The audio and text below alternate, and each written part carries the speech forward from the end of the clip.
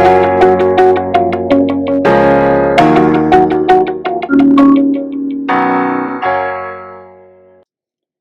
Everyone, welcome to Blaze on Mantra. मैं हूं श्रुति मिश्रा और आज के वीडियो में हम पढ़ने वाले हैं आपके पोएम पार्ट से। रेनबो बुक ही है ये, और रेनबो बुक का poem part first chapter sweetest love I do not गो। ये पोएम लिखा गया है जॉन डर्न्स के द्वारा।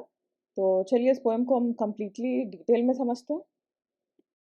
ये जो पोएम है sweetest love I do not गो, ये एक ब्यूटीफुल बहुत ही प्यारा सा लव सॉन्ग। अब ये पोएम जो है इसको पोएट ने अपनी वाइफ को डेडिकेट किया है। ये उनकी वाइफ से एक कॉन्वर्सेशन के बारे में, ठीक है। ये वाइफ का नाम था एन मोर। इस पोएम के थ्रू जो पोएट है वो अपनी वाइफ को अपनी फीलिंग्स के बारे में बता रहे हैं। यही इस पोएम का सेंट्रल थीम। और इस पोएम में आप जितने स्टैंजास अभी हम पढ़ने वाले हैं उसमें आप देखोगे कि जो पोएट है वो अपनी वाइफ को बार बार कन्विंस करने की कोशिश कर रहे हैं कि वो उनसे दूर तो जा रहे हैं, बट इसका मतलब ये नहीं है कि उस दूर जाने की वजह से उनका प्यार कम हो जाएगा किसी भी तरह से, या उनका जो रिलेशनशिप है उसमें कोई प्रॉब्लम आ जाएगा। ऐसी कोई बात नहीं है। वो अलग अलग आर्ग्यूमेंट्स देकर, अलग अलग तरह के एग्जाम्पल्स देकर अपनी वाइफ को समझाने की कोशिश कर रहे हैं कि ये जो दूरी है ये कुछ ही समय की है, थोड़े टाइम की है, जिसे अगर वाइफ बर्दाश्त कर लेती हैं और वो नहीं रोती हैं तो उनका रिलेशनशिप पहले से भी और अच्छा हो जाए। और लास्ट में आप ये देखोगे कि पोएट अपनी वाइफ को ये समझाते हैं कि अगर वो इस थोड़े समय की दूरी को बर्दाश्त कर लेती हैं तो उनको ऐसा लगेगा कि ये सिर्फ एक शॉर्ट स्लीप था, जैसे वो कुछ वक्त के लिए सो गई थी, अब सब कुछ फिर से नया शुरू हो गया। ये जो पोएम है ये अपने राइटिंग स्टाइल के लिए बहुत फेमस है। इसमें लिखने का जो तरीका है पोएट का, उसके लिए इस पोएम को बहुत पसंद किया जाता है और जाना जाता है। अब हम पोएट जॉन डोन जिन्होंने इस पोएम को लिखा है उनके बारे में जानने की कोशिश करते हैं। तो आपका जो चैप्टर है उसमें आप शुरुआत में देखोगे हर चैप्टर के पहले अबाउट द ऑथर लिखा रहता है। ऑथर कौन है, क्या थे, कहाँ से आते हैं, इन सारी चीज़ों के बारे में। तो वो तो जो इन्फॉर्मेशन आपको दिया गया है वो तो आपकी बुक में है ही, उसके साथ में हम कुछ एडिशनल इन्फॉर्मेशन को यहाँ पर देखते हैं पोएट के बारे में। तो जॉन डोन कौन थे? इनका जन्म 1572 में लंदन में। तो ये कितने पुराने हैं अभी से आप वो समझ सकते हो। और इनको मेटाफिजिकल पोएट्स का फाउंडर माना जाता है। ऐसा माना जाता है कि मेटाफिजिकल जो पोएम का लिखने का तरीका है उसकी शुरुआत इन्होंने ही की थी। अब समझते हैं मेटाफिजिकल पोएट्स किसे कहते हैं। तो ये जो मेटाफिजिकल पोएट्स जो वर्ड है इसे बनाया था सैमुअल जॉनसन ने 17th, ठीक है। वैसे इंग्लिश पोएट्स के लिए जो अपने पोएम में एक लिरिकल स्टाइल नहीं मेंटेन करते। लिरिकल स्टाइल मतलब जैसे एक पहले जमाने में पोएम किसको माना जाता है, जो एक गाने की तरह गाया जाता है, ठीक है। बट ये जो मेटाफिजिकल पोएट्स हैं ये लोग अपने पोएम को गाने से की तरह बनाने से ज्यादा एक कॉन्वर्सेशन, बातचीत के तरीके की तरह, ठीक है। तो जब हम इस पोएम को पढ़ेंगे तो आपको ये समझ में आएगा कि ये पोएम किसी गाने की तरह नहीं है, किसी सॉन्ग की तरह नहीं है। ये कॉन्वर्सेशन की तरह, जैसे दो लोग आपस में एक दूसरे से कुछ बात कर रहे हैं, उस तरह से लिखा गया, ठीक है। अब इनका जन्म तो एक रोमन कैथोलिक फैमिली में हुआ था, लेकिन चूंकि ये इंग्लैंड में पैदा हुए थे और इंग्लैंड एक प्रोटेस्टेंट प्रोटेस्टेंट क्रिश्चियनिटी को फॉलो करने वाला देश, ठीक है। वहां पर रोमन कैथोलिक्स को पसंद नहीं किया जाता, तो इसीलिए इन्होंने बाद में अपने आप को जो प्रोटेस्टेंट जो चर्च था इंग्लैंड का उससे एफिलिएट कर लिया था। और इन्होंने पढ़ाई ऑक्सफोर्ड और कैम्ब्रिज, दो जो महान यूनिवर्सिटीज हैं वर्ल्ड की, उस दोनों में की, लेकिन इन्होंने कभी भी अपना पढ़ाई को पूरा नहीं किया। क्यों? उसकी वजह यही थी कि ये एक रोमन कैथोलिक, और ऑक्सफोर्ड कैम्ब्रिज दोनों ही लंदन में स्थित है जो कि प्रोटेस्टेंट जगह था। और 1500 जो टाइम था उस टाइम पर रिलीजन बहुत ज्यादा मैटर करता था, धर्म की बहुत ज्यादा पकड़ थी लोगों के लाइफ के ऊपर। तो इसलिए इन्होंने अपनी पढ़ाई नहीं ये पूरी कर पाए। इसके बाद 20 इयर्स के एज में लॉ पढ़ने की कोशिश करते हैं लिंकन्स इन। लेकिन फिर क्या होता है, रिलीजन का जो प्रेशर था इनके ऊपर, उसके दबाव की वजह से ये एंग्लिकन चर्च जो इंग्लिश चर्च था उसमें कन्वर्ट हो जाते हैं। और ऐसा इसलिए भी इनको करना पड़ता है क्योंकि इनके जो छोटे भाई थे उनको कैथोलिक होने की वजह से मार दिया गया, जेल में रखकर उनको मार दिया गया। तो इसलिए इन्होंने अपने धर्म को रोमन कैथोलिक से प्रोटेस्टेंट क्रिश्चियन में चेंज कर लिया। और इसके बाद इन्होंने बहुत सारे पोएम्स लिखे जिनमें generally love lyrics, erotic verses, some sacred poems, और ये सब 1590 के आसपास लिखे गए। लेकिन इनके जो मेजर पोएम्स जिनकी ज्यादा चर्चा होती है, तो एक है सटायर्स और दूसरा है सॉनेट। तो हम जिस पोएम को पढ़ने वाले हैं ये सॉन्ग्स एंड सोनेट्स के कैटेगरी से बिलोंग करता है। अभी मैंने आपको बताया कि ये पोएम क्या है, beautiful love song. His learned, charismatic and inventing preaching made him a highly influential presence in London. तो ये खुद में इनका जो व्यक्तित्व था ये बहुत लोगों को आकर्षित करने वाला था और बहुत पढ़े लिखे प्रतीत होते थे, तो जिसकी वजह से लोग इनसे काफी ज्यादा प्रभावित थे। तो इसीलिए इनके पोएम्स भी काफी फेमस होने लगे और फिर इनकी मृत्यु 1631 में लंदन में ही हो। तो हम डिस्कस करते हैं text of the poem. Text of the poem से हमारा क्या मतलब है? टेक्स्ट ऑफ द पोएम से हमारा मतलब है जैसा पोएम आपके बुक में दिया गया है। तो लेफ्ट हैंड साइड पे जो आप देख रहे हो वो है ओरिजिनल टेक्स्ट, जैसा कि आपको आपके बुक में मिलेगा। और इस साइड में जो राइट हैंड साइड है उस तरफ मैंने आपको उसका अभी के सिंपल इंग्लिश में मीनिंग दे दिया है। अब क्या है, ये जो पोएम है वो जैसे मैंने आपको बताया 1500s के टाइम पर लिखा गया। तो उस टाइम की जो इंग्लिश होती थी वो थोड़ी अलग होती थी। तो आप यहाँ पर देखोगे बहुत सारे वर्ड्स ऐसे हैं जिनकी स्पेलिंग उस टाइम पर अलग थी और अभी हम अलग स्पेलिंग्स यूज करते हैं। ग्रामर भी उस समय का थोड़ा अलग था इंग्लिश का। अब जो इंग्लिश ग्रामर के रूल्स फॉलो होते हैं वो बहुत हद तक अलग है। तो उस समय के सेंटेंसेस अभी के इंग्लिश में कुछ डायरेक्ट मीनिंग आपको उसका नहीं मिले। ठीक है, तो दोनों को कंपेयर करके हम पढ़ते हैं और ओवरऑल एक पैराग्राफ से पोएट का क्या मतलब है उसका भी हम लोग समझते हैं।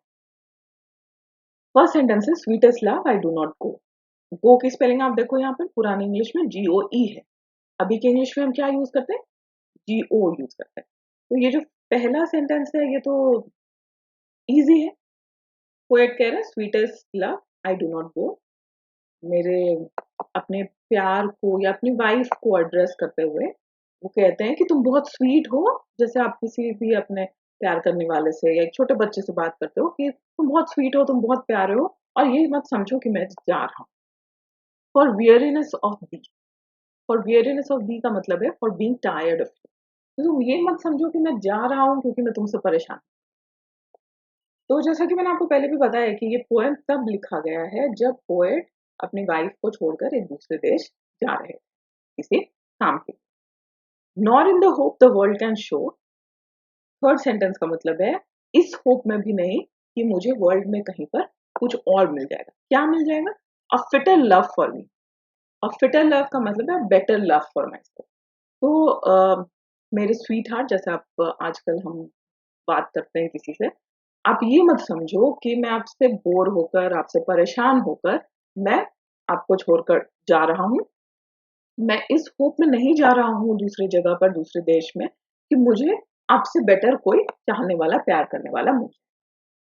But since that I must die at last it's best, but since क्योंकि मुझे मरना ही है एक दिन, तो इसलिए अच्छा होगा to use myself in jest, to use myself in fun, jest का मतलब है fun, thus by feigned death to die, by pretended death to die. तो इसलिए मेरे लिए ये अच्छा होगा कि मैं जो ये टाइम है जब मैं आपसे दूर रहूंगा उसको एक प्रिटेंडेड डेथ मतलब डेथ की तरह महसूस कर सकूं। एक्चुअल डेथ नहीं है लेकिन मृत्यु की तरह मैं उसको फील करूं। आप जितना टाइम मैं आपसे दूर रहूंगा उस टाइम को मैं मृत्यु की तरह फील करूं, क्योंकि मुझे तो एक दिन मरना ही है, तो क्यों ना हंसी हंसी में उसके लिए मैं प्रैक्टिस अभी से करूं। ठीक है, तो वो अपनी वाइफ को समझा रहे हैं कि ऐसा मत समझना कि मैं तुमको छोड़कर या तुमसे कोई किसी बेटर को ढूंढने के लिए दूसरे देश में जा रहा हूं।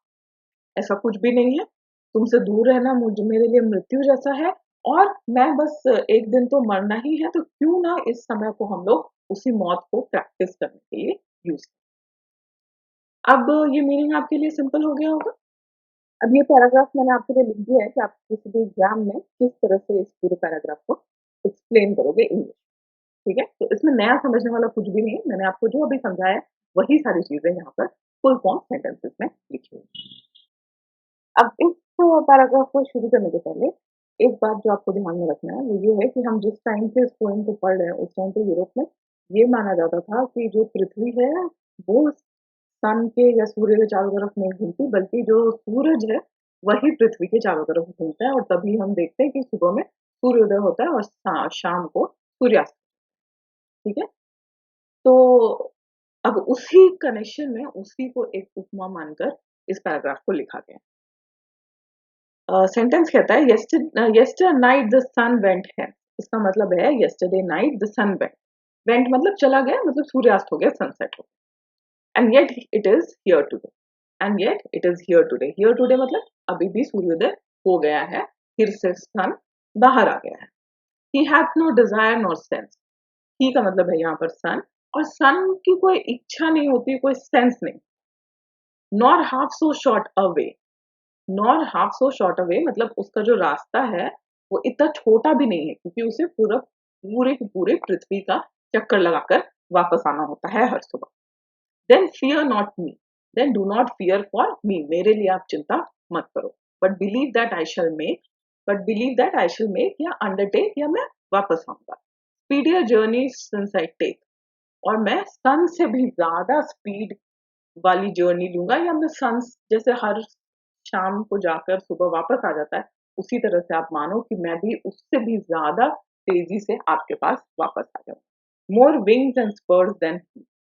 और मेरे पास मोर विंग्स एंड स्पर्स मतलब मोटिव्स है, देन ही का मतलब सन से ज्यादा मेरे पास मोटिव्स है वापस आने। तो इस पूरे पैराग्राफ का ये मतलब निकलता है कि यस्टरडे आपने देखा था, कल आपने देखा था कि सूर्यास्त हो गया, बट फिर आज आप सुबह देख रहे हो कि सूर्योदय हो चुका है।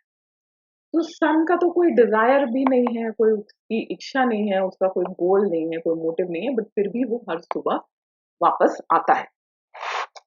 उसका जो जर्नी है, जो उसे पृथ्वी के चारों तरफ जितना डिस्टेंस कवर करना होता है उससे तो बहुत ही कम मेरा डिस्टेंस है जहां पर मैं जा रहा हूँ, ऐसा पोएट कहता है। तो आप मेरी चिंता मत करो और मेरे ऊपर विश्वास रखो कि जितना जल्दी सूर्य वापस आता है उससे जल्दी मैं आपके पास वापस आऊंगा। क्यों? क्योंकि सूर्य का तो कोई मोटिव नहीं है, कोई डिजाइन नहीं है, फिर भी वो हर सुबह वापस आता है। लेकिन मेरे पास तो आप सबसे बड़े मेरे लिए गोल हो, मेरे मोटिव हो जिंदगी के, कि मैं आपके पास जल्दी से जल्दी वापस आ।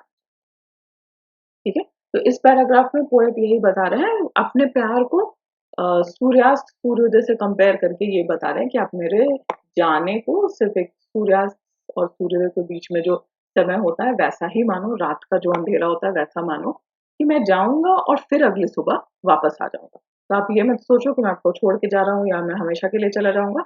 मेरे पास तो मोटिव है आप वापस आने का, तो जब सन वापस आ सकता है तो मैं क्यों नहीं वापस आऊँ। आप मेरे ऊपर विश्वास।